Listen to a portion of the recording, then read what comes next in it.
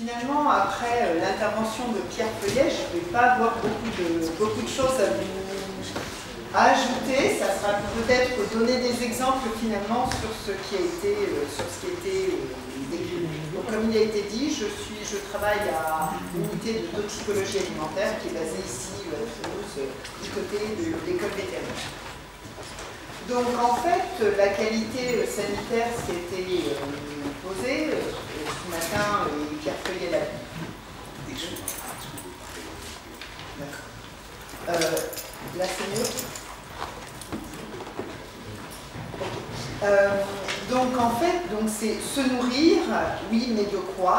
Et on a tout à fait les deux aspects, au niveau l'aspect nutritionnel et donc le type de consommation alimentaire, les analyses nutritionnelles, une alimentation équilibrée, quels apports, viande, poisson, légumes, fruits, eau, bon, avec des questions autour de l'agriculture et les aspects toxicologiques, quelle est la qualité sanitaire des aliments et quels sont les contaminants qu'il y a, sachant que bon, globalement, et on va y revenir, on divise les contaminants en contaminants biologiques, bactéries, virus, parasites, et les contaminants chimiques. Et là, en général, on essaye de faire une distinction entre les contaminants d'origine anthropique et les contaminations naturelles. Et on verra que ça a quand même un petit peu d'influence parce que autant sur l'origine anthropique, bon bah, c'est plus facile de les réglementer. Bon,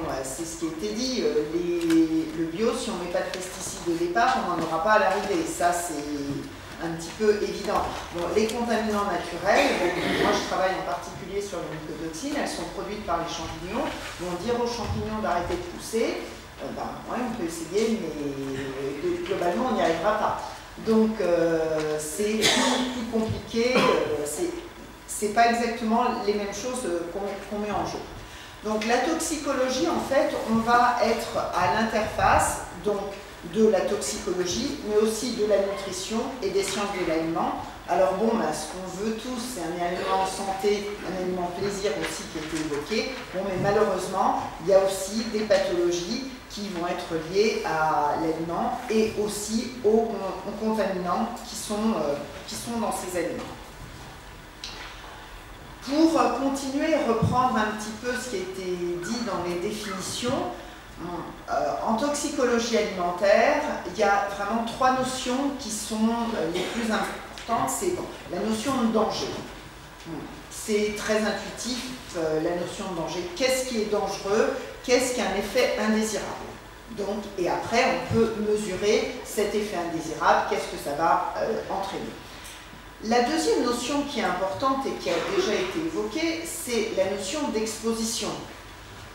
Alors, pour un contaminant alimentaire, c'est combien de ce contaminant alimentaire on va ingérer par, en général, c'est exprimé par microgrammes ou même moins nanogramme par généralement kilo de poids corporel et par jour. Donc voilà.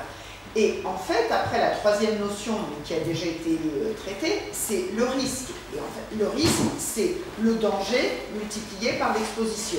Et au niveau, finalement, on voit des produits qui sont réglementés, c'est ceux où il y a un risque élevé. Alors, en général, ce qu'on fait, c'est qu'on prend ceux où il y a un danger élevé. Par exemple, toutes les substances qui sont cancérigènes, il faut forcément les évaluer.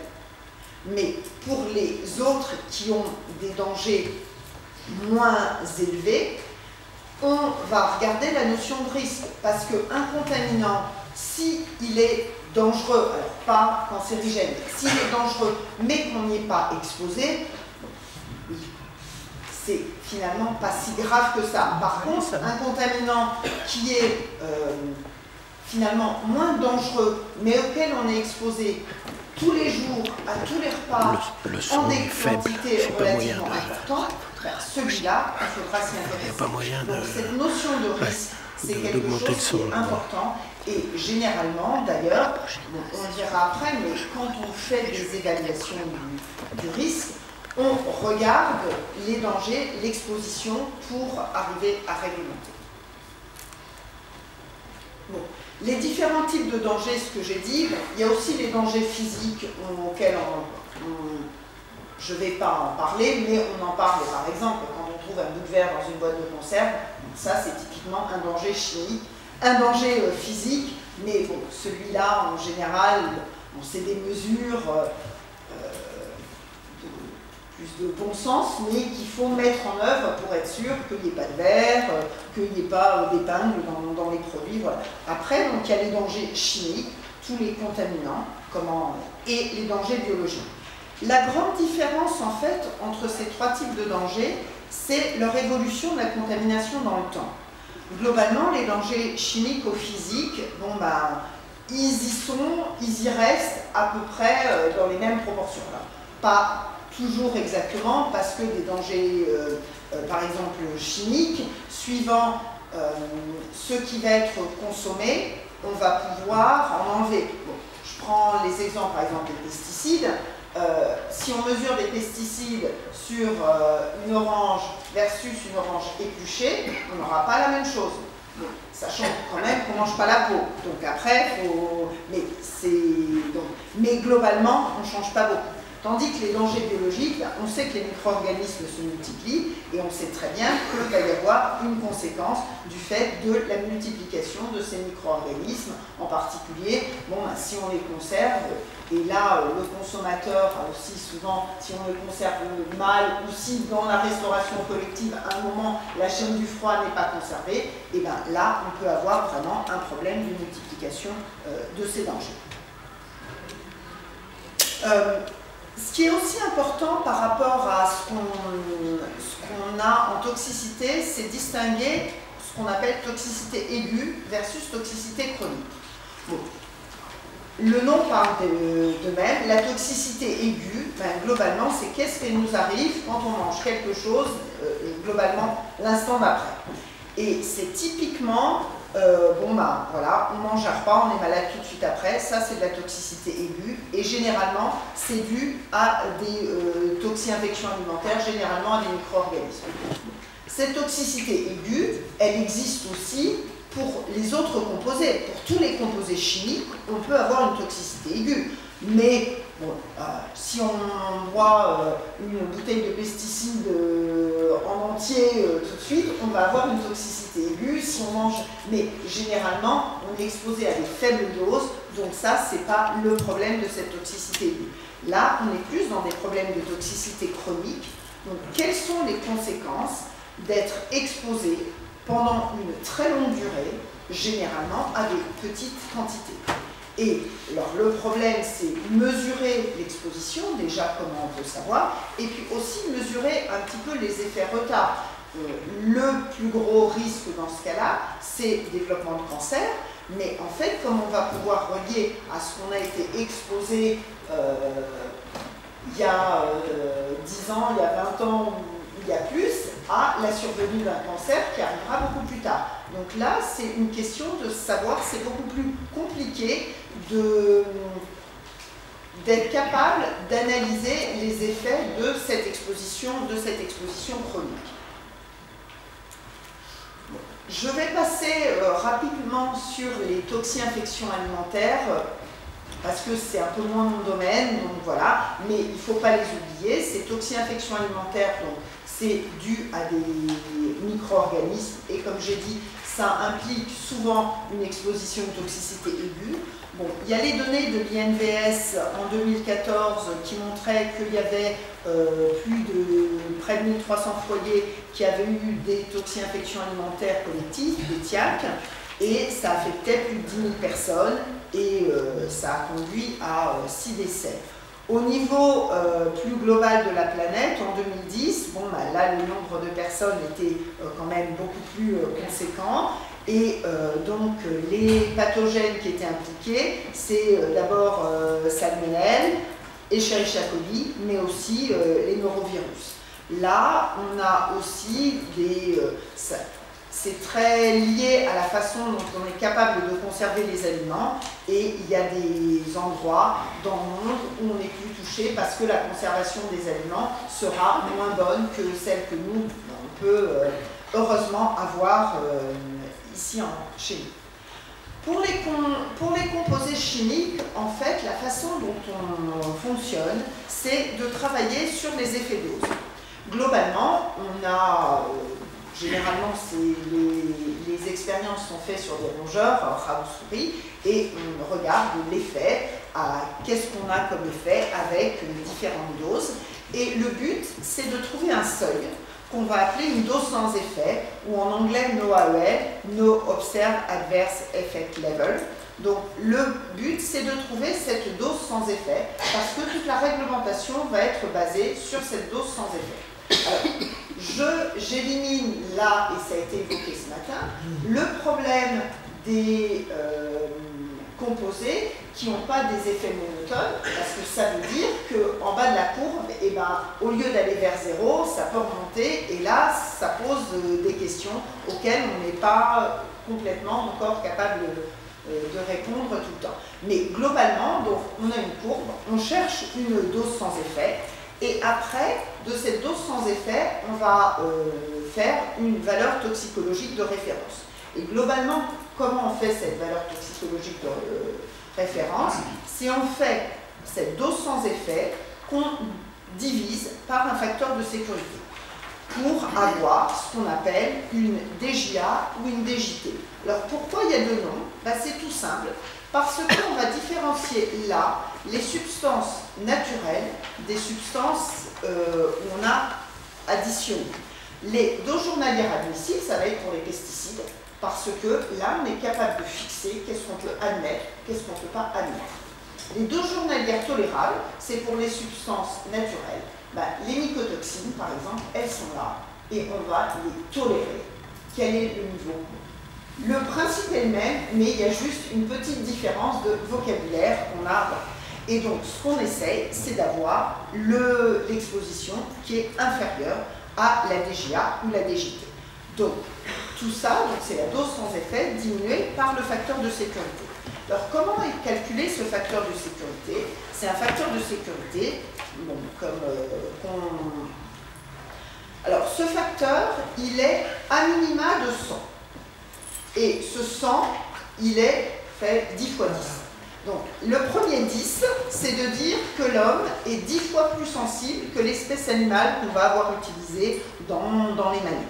Parce que comme on ne fait pas d'expérience sur l'homme, on prend une marge de sécurité, on dit que le rat est 10 fois plus sensible que l'homme, donc un premier 10.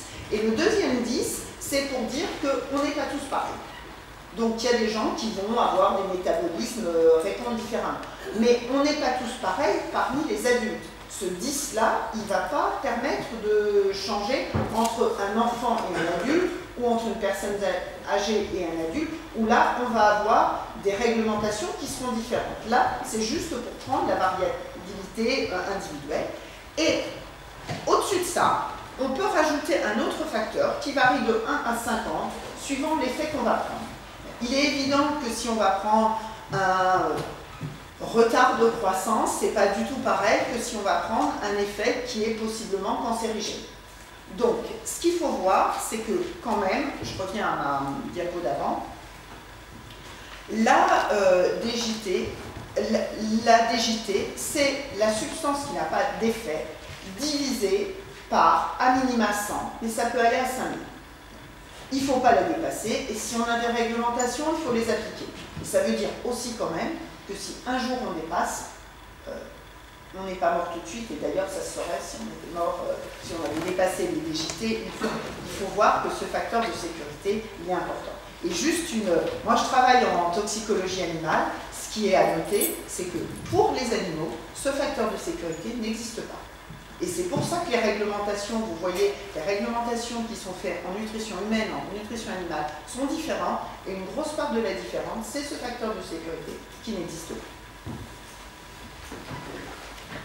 Donc, en conclusion, l'évaluation du risque, c'est globalement d'identifier les dangers, de les caractériser et d'obtenir une DGA ou une DJT, de regarder l'exposition, et après, on va caractériser. Et globalement, le législateur, qu'est-ce qu'il va faire?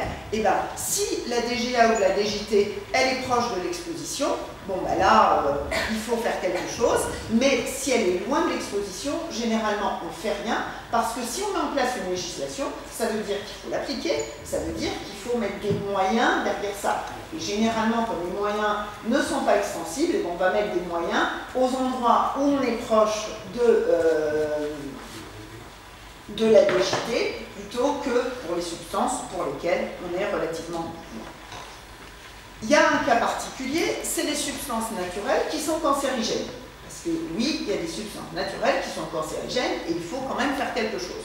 Donc, ce qu'on veut, c'est qu'on n'en ait pas. Mais on n'en est pas, c'est un vœu pieux. Donc il faut mettre des limites. Et là, c'est le principe qu'on appelle ALARA, pour As Low as Reasonably Achievable. Tout le problème est qu'est-ce que Reasonably Achievable?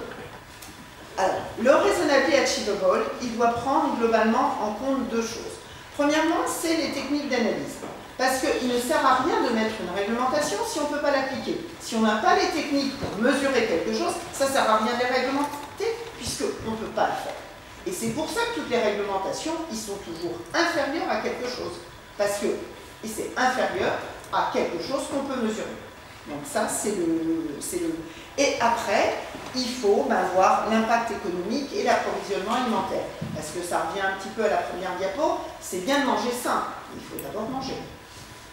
Et si on va éliminer toutes les denrées parce que la dose, elle est trop stricte, c'est pas possible. Donc là, en général, on va faire des plans d'accompagnement en disant qu'on va baisser graduellement le niveau pour arriver à des niveaux qui sont acceptables. On ne va pas passer du jour au lendemain, on ne va pas diminuer une limite du jour au lendemain par 1000 parce qu'on sait qu'elle ne va pas pouvoir être appliquée et du coup, on va avoir un problème d'insuffisance alimentaire par rapport à une réglementation. Ce que je voudrais terminer, il me reste encore quelques minutes, c'est revenir sur quelques exemples dont les contaminants, donc ce qu'on a dit, c'est qu'on a soit des substances qui sont utilisées intentionnellement, qui sont réglementées, donc des médicaments vétérinaires, des produits phytosanitaires, des biocides, des conservateurs, des additifs, des auxiliaires technologiques, mais on a aussi des substances qui sont présentes naturellement dans notre environnement, soit d'origine naturelle, comme des champignons, comme des métaux présents dans le sol, ou résultant de la pollution des milieux, les polluants organiques persistants, les PCB, la chlordécone, des métaux aussi qui peuvent venir. Voilà. Donc, et tous ces contaminants, on peut les trouver à différents niveaux, soit au niveau de la denrée alimentaire, soit ils peuvent se développer ou être pendant le stockage, au niveau aussi des process industriels et dans des produits qui vont être utilisés dans l'emballage, ou aussi dans le stockage à la maison, au niveau de la préparation. Pierre Feuillet tout à l'heure a bien indiqué le problème du barbecue et là on est capable de faire des contaminants alimentaires, c'est bien connu. Dans des exemples aussi, il y a des contaminants qui vont être capables de se bioaccumuler. C'est typiquement l'exemple du mercure dans la chaîne alimentaire, qu'on va retrouver dans le sol, qu'on va retrouver après dans les plantes, mais c'est très typique au niveau de la chaîne alimentaire dans la mer. Donc après, ça va se retrouver dans les plantes vont être mangées par les petits poissons, et les petits poissons vont être mangés par les gros poissons, et finalement, on va retrouver beaucoup de mercure dans les poissons gras, et c'est pour ça que quand on a les bénéfices-risques du mercure, que les recommandations de l'ANSES, l'ANSES recommande de manger du poisson, mais pas plus de tant de fois, je crois c'est 2 ou 3 fois par semaine, à cause des risques de ces contaminants, ce type de poisson, pour bénéficier des effets positifs, mais ne pas trop avoir de contaminants. L'exemple du bisphénol A, l'exemple du bisphénol A, c'est un matériau de contact des aliments, qui peut se retrouver passer du contenant dans le contenu, et il va être donc libéré. Et là, le problème de ce contaminant alimentaire, c'est que, en fait, les premiers effets avaient été montrés sur des effets à forte dose et on s'est aperçu qu'il y avait des effets à des doses qui étaient beaucoup plus faibles et c'est pour ça que ça a été un problème et qu'aujourd'hui, ce produit, et on le retire, il ne faut plus qu'il soit dans les contaminants. Donc, je vais juste terminer par mes toxiques favoris que sont les mycotoxines. Bon, ben, les mycotoxines, comme leur nom l'indique, c'est des toxines myco de champignons. Il y en a énormément. Et il y en a plus de 400 décrites. Et le gros problème, c'est qu'elles ont des structures très diversifiées. J'en ai mis quelques-unes dans la diapo. Il n'y a pas besoin d'être un chimiste de haut vol pour voir qu'elles n'ont pas la même formule. Et le problème, c'est que c'est des toxiques qui sont pas détruits par le stockage et la conservation des aliments. Donc globalement, si on a des denrées alimentaires qui sont contaminées, les produits finaux seront contaminés. C'est des toxiques qui sont vieux comme le monde. Ils ont été suspectés d'être dans les d'empoisonnement même avant Jésus-Christ. Ce qui est vraiment avéré, c'est des empoisonnements au niveau du Moyen-Âge avec les toxines de claviceps, mais c'est encore d'actualité. Il y a des empoisonnements aux ochratoxines, mais on a toujours l'histoire du pain maudit ici en France, qui est probablement due aussi à des toxines les mêmes qu'au Moyen-Âge. C'est un problème dans tous les pays, parce qu'ils sont très largement contaminés, et on a un peu l'impression, oui, c'est un problème de pays en voie de développement et tout. Non, pas du tout. Même en France, on dépasse les valeurs toxicologiques de référence, que je vous ai expliquées pour certaines parts de la population. Et comme c'est des toxiques qui sont très dépendants du climat, pour qu'une mycotoxine soit produite, il faut qu'il fasse chaud et humide. Et par exemple, en 2014, la France a demandé à l'Union européenne est-ce qu'on pouvait relever un peu là-bas, parce que sinon, il y avait trop de matières premières qui dépassaient, qui ne pouvaient pas être commercialisées. Et puis du changement climatique par rapport à ces contaminants.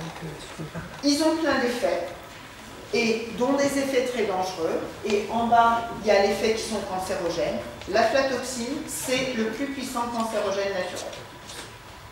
Tout ce qui est naturel, et bon, c'est bien quelque chose. Donc, juste pour conclure, en termes de sécurité sanitaire des aliments, c'est un petit peu, Pierre Feuillel l'a évoqué, qu'est-ce qu'est la perception du risque au niveau du consommateur et au niveau scientifique. Bon, juste deux exemples, donc là, qui sont le niveau de sodium, le risque scientifique modéré, mais c'est quelque chose que le grand public commence seulement à s'apercevoir. La même chose, les colis dans les hamburgers, au niveau scientifique c'est élevé, mais c'est vrai que c'est quelque chose qui ne préoccupe pas. Les mycotoxines, c'est un peu ça, c'est un risque élevé, on a vu qu'on dépassait pour certaines franges de la population les limites, mais comme ça se retrouve aussi dans les aliments bio, c'est pas forcément quelque chose qu'on met sur le dessus du panier. Donc aujourd'hui, où en sommes-nous? Je dirais qu'on connaît bien les consommations alimentaires. L'aliment est fortement réglementé. On sait les niveaux de contamination, on sait les effets de ces contaminants et on connaît l'exposition. Mais qu'est-ce qu'on ne connaît pas? Vraiment les effets bien tiers. Qu'est-ce que ça va faire au niveau... quelles sont la persistance? L'effet, je pense que le grand challenge aujourd'hui, c'est les mélanges. Quel est l'effet des mélanges? Alors, on parle de l'effet cocktail, mais c'est très compliqué à documenter. Et du coup, après, à mettre en place dans la réglementation. Aujourd'hui, ce qui se fait de plus en plus, c'est qu'on ne réglemente pas les contaminants un par un, mais par famille. Donc, mais on fait un présupposé que par famille, c'est des effets additifs. Il y a aussi qu'il faut prendre les nouveaux acteurs, les nouveaux par exemple les nanoparticules, est-ce que c'est dangereux, est-ce que c'est pas dangereux, et les relations dose-effet non monotones, qu'on a un petit peu évoquées par les bisphénols. et merci de votre attention.